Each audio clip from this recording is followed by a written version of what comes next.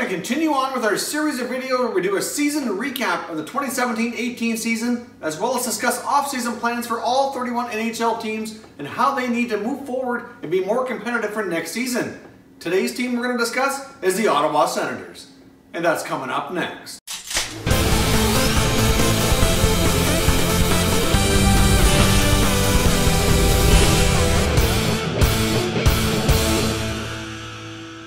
Welcome back to another video here at Top Shelf Hockey. If you're new to the channel, thanks for stopping by.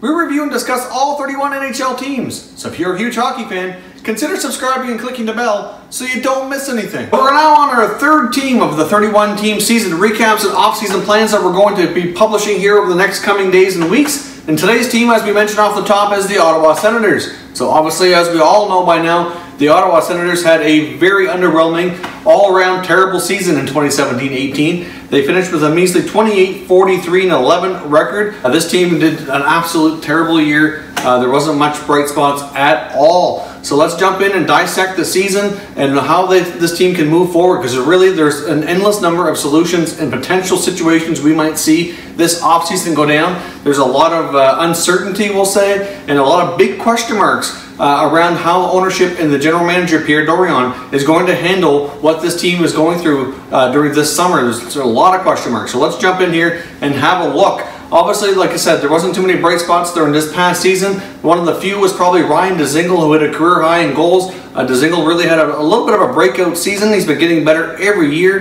He's one of the few players to actually hit career highs in goals and assists or point totals. Not too many players accomplished that this past season. Another bright spot, even though things started really slow for center Matt Duchene after the big Duchene tourist trade early in the year, things really didn't get off to a great start for Matt Duchene. He was playing well but wasn't getting on the score sheet. But by the second half of the season, really the last 2 to 3 months of the year, he was producing at a point per game player, and he was really developed a lot of great chemistry with Mike Hoffman. There's a lot of mixed reactions on the trade. A lot of Senators fans didn't want to see Kyle Turris go, and I don't blame you really. I mean, he was there for a long time and had a lot of big moments for the Senators, and it's unfortunate they couldn't come to an agreement on a contract extension. But reality is they were at risk to lose this guy, and Duchene outperformed Turris greatly down the stretch, really. If you take a look at their numbers, the first couple of weeks after the trade, first little while, Turris was outperforming Duchene. The trade was not really looking good at all for a while, but once we hit the last couple months of the season, Duchene really took off. Turris slowed down, things evened out, and actually really, if anything, pulled ahead in Duchene's favor. And then look at the Turris performance in the playoffs. Kyle Turris played 13 playoff games with the Predators this year and had 0 goals. Let's take a look here at some of the other notable players from this year. Obviously, Erik Karlsson had a slow start to the year. Obviously, he had a major surgery during the offseason, was slow rebounding to get off to a not so great start. His defensive play was probably some of the worst we've seen, really. Like, his foot speed was down, obviously, and his defensive instincts just weren't there either. Took him quite a while to regain his form. The last couple months of the year, he looked more normal, which was great, but Karlsson certainly wasn't at his best. Borieski was out for long stretches this year with a lot of concussions and other injuries. We saw Bobby Ryan have numerous hand injuries again. He's been a constant struggle really the whole time he's been in Ottawa, which is unfortunate considering what he's being paid. We saw the big Dion Phaneuf trade bring over Miriam Gaborik, which was basically a swap of bad contracts, almost like Gaborik's contracts, the lesser of two evils really. It's a little bit shorter term, a little bit less money. Obviously they had to retain a little bit on Dion's contract, but they still pull ahead a little bit here. We'll discuss Gaborik going forward here momentarily. But there's a lot of big things that happened with this franchise this year, and a lot of it wasn't necessarily for the good. There was a lot of trade rumors circulating around a lot of these guys near the deadline, and there was a lot of things that was speculated to happen but didn't end up going down. Obviously, some guys were shipped out of town, but not nearly as many as we had heard rumors about or thought was quite possible. So now moving forward into next year, this team is not in too bad a shape when it comes to the salary cap, but let's take a look at their contract situation. Let's start in goal. Obviously, goaltending was a major issue for the Senators this past year. Anderson and Condon were both terribly inconsistent and really didn't have any consistency to their game all year. Like, they really had they were the backbone of the team the year before into the drive to the playoffs, into the conference final, and then this past year neither one of them got any rhythm going, and it just was all in all a bad season. Now they're both under contract for 2 more years. The only positive about this is that they don't have a ton of money tied up in goaltending. They only come to a combined cap hit of $7.1 million. So I guess at this point, it is possible one of the two could get traded this summer. Although I think it's probably highly unlikely and would prove difficult should Dorion explore that market, considering both played so poorly this year, I'm not sure that there would be much of a market for them. One thing that happened, obviously, when one of the other trades that we didn't quite touch on yet was the Derek Brassard trade to Pittsburgh near the deadline. They did bring themselves back an excellent goalie prospect in Gustafsson. He came over from Sweden, had a chance to play in the American Hockey League towards the end of the year, and he looked really solid. I think they really got themselves a potential goalie of the future. I mean, he's really young. He performed tremendously for Sweden at the World Junior Championships this past December and January. So really, I think they got themselves a gem of a prospect there. Plus, they picked up a first-round pick. So I think all in all, that trade actually worked out relatively well for Ottawa at this point in time. Well, hopefully Anderson and Condon can bounce back next season. I mean, Craig Anderson has proven, if you look at his career statistics, looks like it's good year, bad year, good year, bad year, good year, bad year. He's coming off a bad year, so I guess they kind of have to hope that he has the traditional seasonal bounce back, and then he has a much better year next year season. Now let's take a look at their decor and the contract situation and cap situation there. Obviously, the big question mark around this franchise is Captain Erik Karlsson. Obviously, he's eligible for an extension this summer.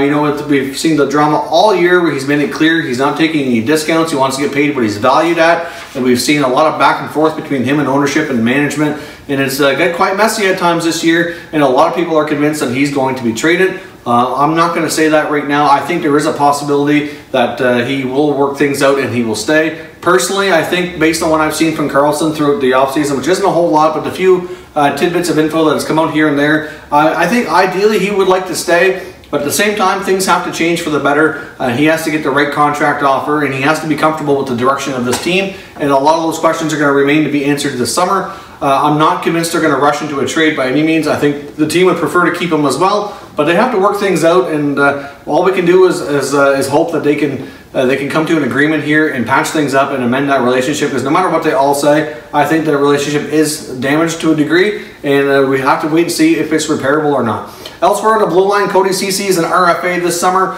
He needs a new contract. I just hope that the Senators don't go too much and too long on this guy. They seem to be really, really high. Pierre Dorion's a huge Cody Ceci fan, where a lot of fans are not. The eye test just does not lie that he's just not nearly as good as he gets credit for by Senators brass. And I just hope they don't commit too much money to him. But he is an important piece back there, but he's no more than a second or third pairing. He's not a top guy. He gets put in too many situations that he's not really the best in. Like, he's not a shutdown defenseman, but he gets portrayed as that, and it's just a wrong setting, I think. So if they can re-sign Cody for a reasonable contract and get him with the right partner in the right situations, I think he can excel. But really, my only concern there is they commit too much or too long on him further. Now, elsewhere on the blue line, we've got Ben Harper signed for a few more years. We've got Chris Weidman's a UFA. There's a lot of debate whether or not he's going to be offered a deal to come back. Unfortunately, he was out most of the year with a hamstring injury. Didn't get a chance to show a lot, but he has proven in the past where he can have value, and I think Weidman can certainly be a bottom pairing guy when given the opportunity. But there is a lot of debate because they have so many defensemen that he may not be back. So that's a question mark for the summer. I'm not sure. So leave a comment down below. Should the Senators bring back Chris Weidman? Personally, I'm a bit of a fan of Weidman. I think they should, but at the same time, you get a question on who that might cost a roster spot to, so it's debatable whether or not it's worth it. He's a likable guy. He's had some reasonable amount of success, so you'd like to see him stick around. But they have so many defensive other guys that prospects and stuff that need to get a chance to play that it's debatable. I mean, you get Christian Merlanen back there, who will then look pretty solid in his sample games that he got to see at the end of the year. So, you know, he'll certainly be fighting for a spot. I think he could have moved ahead of a few guys like Clayson and Harper on the depth chart. It wouldn't shock me to see him get more playing time to start the year than those guys. I mean, if he falters at all, they'll still have them around to kind of pick up the slack. But, I mean, Clayson took some step backwards this year. Harper really didn't perform all that well, but he did the year before in the playoffs. Borieski was injured a lot. For the most part, the only question marks are either Weidman as a UFA and Ceci as an RFA. Other guys have all have contracts for next year. Of course, we've got Thomas Chabot. We can't forget him. Obviously, Chabot's one of the more prominent younger guys on the team. He certainly moved his way up the depth chart this year. You know, and really, if you think about it, they do have a potential solid defense core that looks really promising, especially if they can retain Karlsson and get an extension completed. You throw in Karlsson with Chabot, you know, Ceci, Borieski, you got Merlanen back there. I mean, they have some solid younger guys that can really be important roles for years to come. So we'll see how they proceed, but the main question mark is obviously Erik Karlsson, whether or not they get an extension done. So leave a comment down below. Do you see the extension coming through, or do you see him being traded? I want to hear your thoughts. It seems to be quite a mix of opinions out there. Now let's take a look here at the forward group. Obviously, they don't have too many guys that need contracts in the forward area. The main one and the big one here, along with Karlsson, is Mark Stone. Mark Stone's an RFA. He needs a new deal for next year. He does have arbitration rights. So depending on how things go, I think they'd like to work out a long-term deal for Stone. But if for any reason they're having a difficult time coming to an agreement, you can always go to arbitration on a one-year deal, and they can restart negotiations afterwards. So we'll see how this goes. But personally, I'd have no problem with the Senators locking him up long-term. They really should offer him a 7 or 8 year deal at a decent amount of money. Certainly deserves a raise over what he's been earning so far, and he's proven to be their top forward in most nights, in most games when he's been healthy this year. Another guy who's a pretty solid contract, JG Pageau, making $3.1 for a couple more years. I think he's pretty solid, and he's likely going to be a number 2 center next year. So I think his role will be elevated, and he seemed to thrive in that towards the end of the year. Did much better on the offensive side of things, especially. You got Mike Hoffman making $5.1 for the next 2 years. He's been another guy, talked a lot about trades. I would hang on to him if I were them. He's a pure shooter, a sniper. They don't have a lot of these guys. They don't grow on trees, and he developed great chemistry with Matt Duchene. So really, I think they should hang on to him. I would not trade Hoffman. I mean, he has his moments sometimes when you can't help but shake your head on the defensive side of the game. However, he just, he's a wicked shot, wicked release, and he can provide a lot of value for what he's being paid. He can be a pretty solid 25 to 30 goal guy, and I think with his chemistry with Duchene that he should stick around, but time will tell. There's a lot of speculation on him, especially if they need to cut money to sign Karlsson. Zach Smith, a terrible contract there. He's got 3 more years at 3.25. He's not lived up to that at all. A few years back, he had a big jump, scored 25 goals. They offered him a big raise, way too long a term. That's a terrible deal. If they can find a way to get out of that contract, I would do it all day long. Obviously, Bobby Ryan, another guy who's very likable. You can't help but feel bad with all the hand injuries, but he certainly hasn't lived up to a $7.25 million contract. He still has 4 years left to go. I don't see much happening there on that front. There was rumor that he was being packaged with Karlsson and some trade talk earlier at the deadline. At the same time, though, I don't see that happening, but we'll see. A buyout would be too much for too long. I don't see that happening. It isn't possible he could get packaged up in a trade, maybe, but I think it's unlikely. Really, it would diminish the value of any other player or contract in the deals. I wouldn't do it. As much as you don't like the contract, I think you have to hang on to it for a while yet. At least, of course, we mentioned Ryan Dzingel, $1.8 million at a career year last year. He's going into his final year of his contract. He'll be eligible for an extension. I would certainly be open to negotiating an extension there. Again, I wouldn't go too long, too crazy. Like, he has been progressing well. Certainly a guy I'd like to see stick around with this team. I think they've done a good job in helping him develop, and I think they've done a good job playing him in the top 6 role on the left side. I think he's really produced, and he's coming to his own. A pretty solid 20-goal guy now, if he can stay there. And if there could be consistency with who he's playing with, that would be key. But he's played well with Brassard and Duchene throughout last season. Obviously, Brassard's not around anymore, so we'll see. Maybe he can play on the opposite side with Hoffman and Duchene. Now, a couple guys that might be subject to buyouts. One, Alex Burrows, still has 1 more year left at $2.5 million. They should do everything they can to get him off the roster. That extension they gave him when they brought him in was terrible. It was bad enough they gave up Jonathan Dahlen to the Canucks. I mean, obviously, Burrows did serve a bit of a purpose in that initial run when he first came over, but he certainly outlasted his welcome, in my opinion. And if they have to, even if they can't find a trade and they have to do a buyout on him, it's only 1 year left, so it's only 2/3 of that contract over the remaining 2 years. So it is certainly a possibility, although his age may factor into to how that works. But either way, Burrows, if they can find a way to get him off the books, regardless of how it's done, would be great. Marian Gaborik as well. First thing I had in mind when I saw Gaborik coming over for Nofus, that they might consider a buyout, but at the same time, he still has 3 more years left in his contract, over $4 million. So that, they would still be on the books at a lower value, mind you, for some time.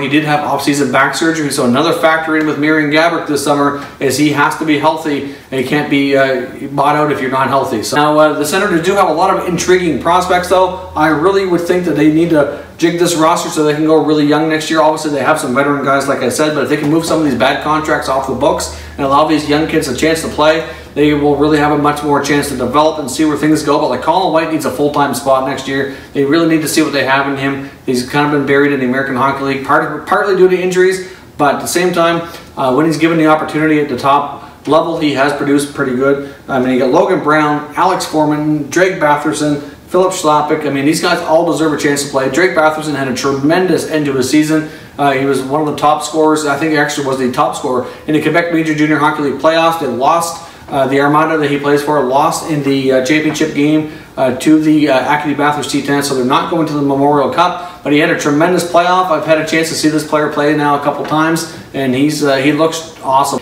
We saw Alex Formanton last year get a bit of a tryout early on in the season, get to play some games. The guy's a really fast skater, had a pretty decent start to his career before they sent him back to junior, so I'll be curious to see how he's developed. Obviously, Logan Brown, another big, strong center iceman as well, certainly has a lot of potential. Brown's big issue, he seems to have a lot of injury problems though in junior the last year or two, so the big thing for him is going to be staying healthy. So hopefully a lot of these kids can come in and make an impact next year. Obviously, the Senators are picking number 4 overall in the NHL Draft, so they're going to get a solid player there. Whether or not that player comes straight to the NHL or not, it really depends on who they decide to go with.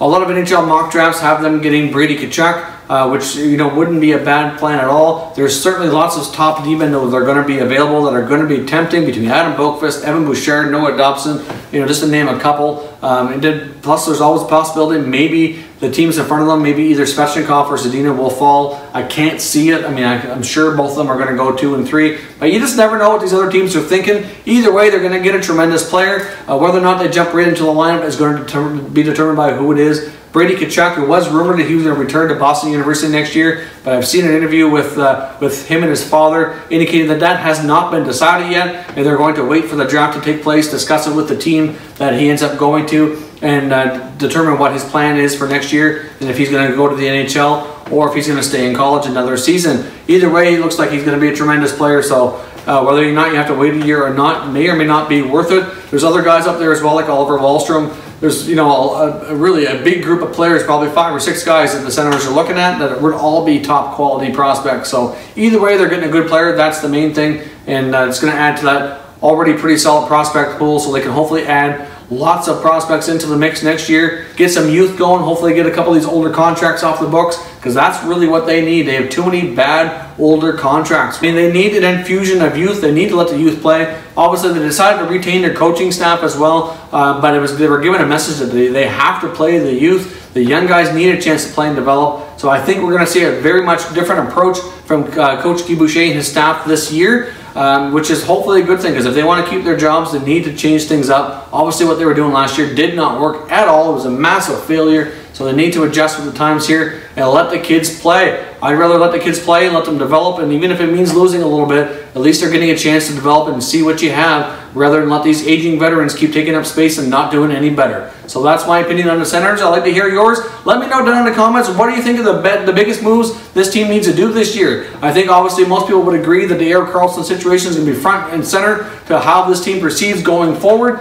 They either get a deal done on an extension, or do they look at moving them? So leave your comments down below how this team moves forward into the offseason and into the fall for next season. If you're new to the channel, I hope you consider subscribing. We cover all 31 NHL teams. There's plenty of content here for all fan bases to enjoy. If you missed our first 2 videos in this series of videos recapping the seasons and looking ahead to the offseason, there's going to be a link down in the description as well as on the end screen here, so stay tuned for that. We've already completed the Montreal Canadiens, the Edmonton Oilers, and today the Ottawa Senators, with other teams to come as the days go by. Thank you very much for watching, everybody. We'll catch you next time.